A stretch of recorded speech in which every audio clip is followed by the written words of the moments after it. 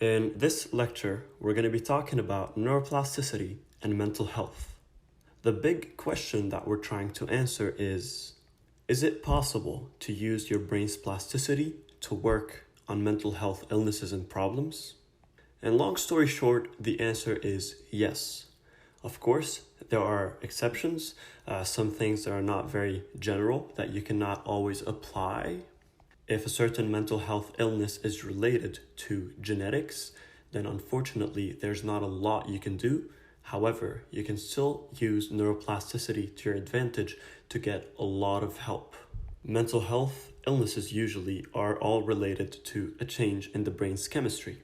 And since neuroplasticity or your brain's plasticity gives you the ability to change your brain's physical and chemical structure, we are not looking at an impossible question. We're actually looking at a really common scenario that just by controlling your brain's chemistry through neuroplasticity, this will have an effect and an impact on mental health illnesses that are affecting your mind's chemistry and physical state as well. But now, the first question is, how much did or can neuroplasticity affect our mental health? Schizophrenia, bipolar disorder, depression, obsessive-compulsive and phobic behaviors, epilepsy, and more occur because of neuroplastic changes in the brain. Just as we said before, these mental illnesses are doing a certain chemical change. And as a result, we can see that mental illnesses themselves are part of neuroplasticity. Because of these behaviors, your brain is changing its chemistry. And the more this behavior is repeated, the more it's going to become wired in your brain and the more it will be hard for you to get over it.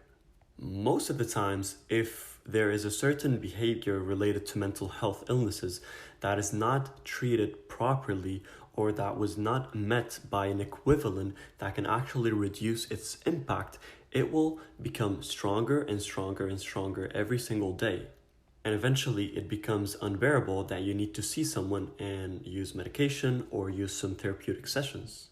Now, what we want to achieve is to build something else in your brain, to use your brain's plasticity to build another system that can work on lowering the impact of a certain mental health illness that you have. It can even get to a point where you have full control over it. Just by having some triggers or some cues that you use, you can get yourself out of this mental health state at any time. And furthermore, the question is it possible to overcome a mental health condition through neuroplasticity itself? You need to be able to differentiate between building a new system that can help reduce the impact of a mental health illness or overcoming a mental health illness itself entirely. And the former is way easier than the latter. As we said before, some mental health illnesses are genetically based and you cannot really ever completely overcome them. You can just build systems that can reduce the impact or even make the impact disappear, where you have full control over this condition. And Michael Merzenich, in his book, Soft-Wired, How New Science of Brain Plasticity Can Change Your Life, he explains and he says, imagine a person is born with a brain that has an inherited weakness that affects her ability to develop strong and reliable associations between the information about the real world and the ability to record things in her brain. And this weakness in working memory and memory association degrades her ability to predict the next expected events. Now, compared to a normal individual, a very large number of events will be unexpected surprises for her brain. And surprises gets a special treatment. We release noradrenaline when we have an unexpected experience that occurs, and it alerts our brain in ways that assure we pay attention to it to determine whether or not that surprise represents a danger or a potential reward for us. If the surprise is interpreted as neither or, the brain also shoots out a pulse of dopamine. Dopamine contributes to that little splash of curiosity or pleasure that is frequent companion of the unexpected. He continues to say, while a measured amount of these brain chemicals have necessary and positive effects in most people's brain, an imbalance in modularity, neurotransmitters like dopamine and noradrenaline can have severe consequences. If I were to artificially inject enough noradrenaline into your veins, you would become intense, paranoid, and anxious, he says. If I were to infuse enough dopamine into your brain, you would begin to hallucinate, become delusional, express your thoughts in a disordered way. If that dopamine poisoning was elevated enough to reach a high constant level in your bloodstream, it would have another insidious effect. It would amplify the difficulty that your brain has in controlling its memory associations and predictions.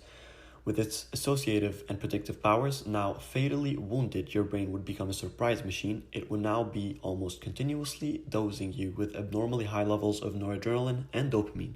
We call this particular failure mode of self-organizing plastic brain schizophrenia.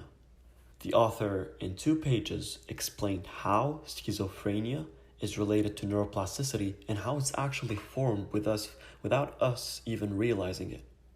And moreover, Alex Korb, in his book The Upward Spiral, using neuroscience to reverse the course of depression, one small change at a time, he says, in depression, there's nothing fundamentally wrong with the brain. It's simply that the particular tuning of neural circuits creates the tendency toward a pattern of depression. It has to do with the way the brain deals with stress, planning, habits, decision-making, and a dozen other things. The dynamic interaction of all of those circuits, and once a pattern starts to form, it causes dozens of tiny changes throughout the brain that create a downward spiral. So whether we want to use neuroplasticity to help ourselves get out of this mental health illness and be able to build a system that would reduce its impact, we need to be aware that at any given point, neuroplasticity is contributing, whether in a positive or negative way, towards your mental health illnesses or other people's illnesses. So if you don't adopt a positive neuroplasticity system that can actually help you, you'll be forced to accept the effect neuroplasticity on your mental health conditions or other people's conditions in a negative way. Whatever you choose, neuroplasticity is going to take place. We did talk in previous lectures about how phobias can be formed throughout memory, emotions, and experiences. And other mental health illnesses like anxiety, social anxiety, or general anxiety is directly linked to neuroplasticity, linked to experiences, memories, and emotions. Any past experience that was linked with even small dosages of anxiety would, with time, if not treated or healed, it will affect the person even more. There will be higher levels of anxiety every single time he faces these experiences. So long after the triggering incidents are past, the echoes of those can still be found inside the brain where they were wired. And eventually it just doesn't become an anxiety. You're just uncomfortable. You don't want to do something because you're uncomfortable, not knowing that this discomfort is actually coming from this urge in your brain to move away from an anxiety. And one of the biggest problems when it comes to an anxiety is that it produces stress hormones. It produces more stress hormones than actual necessary. And when we have stress hormones related to a certain experience or topic, this will not let us be able to focus on other things. When we are stressed about something, we can't think clearly because all what we think about is this thing. Our entire system is alert. And because threats are given higher priority in brain changes, any activities that can take place in these times, and it can have a major impact on neuroplastic change. These include our coping mechanisms or avoiding behaviors that we have when it comes to these anxious situations. And at the end of the day, we want to ask ourselves, is there a solid solution? Now, the solution is a 3-step solution, actually. By following the 3 steps, you'll be able to build systems and try to overcome mental health illnesses that you have or help other people if they're trying to overcome them. And the first step is to often refer to introspection. Become aware of the problems, how they occur, their effect on you and on your surrounding. You need to know these mental health illnesses. How are they showing up? What times a day following what events? Is there a certain pattern that happens before these mental health illnesses surfacing? Is it just random, or is it actually something that is fixed at certain periods or at certain experiences? And even if you couldn't really figure out what's causing the problem, like the root of the problem, when it's happening or how it's occurring, it's fine. Because you need to find exercises, and whether you found something, you found a link and you build exercises on weakening this link that you found.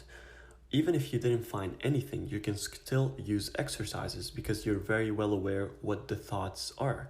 If you're having negative thoughts towards, let's say if you're having anxious thoughts, or you're just having some negative thoughts about life, then you know what the exercise should be.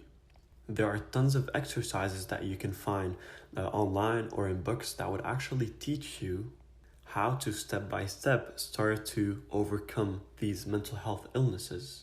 And by repeating these exercises, you are doing what we call neuroplasticity. You are contributing in the process of neuroplasticity by changing whatever structure was in there and changing it into a completely different structure through these exercises, and of course, through the third step, which is repetition.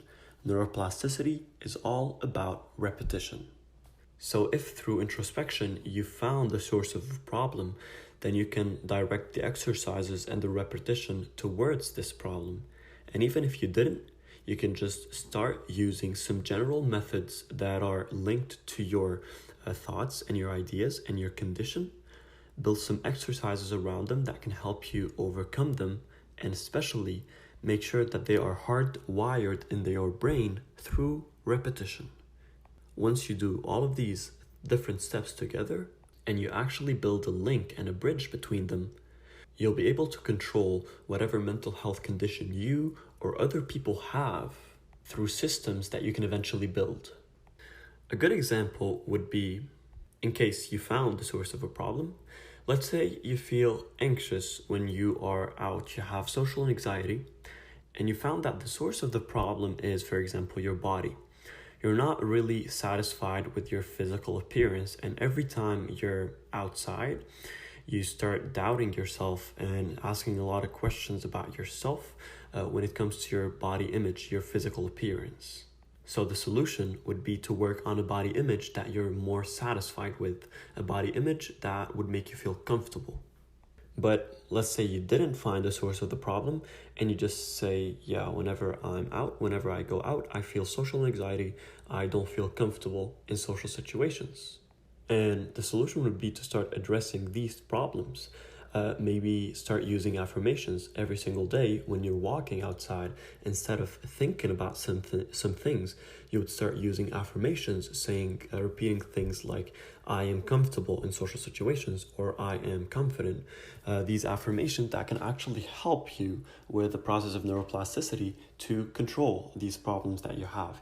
Even if you don't know what's causing the problem, you can still control them.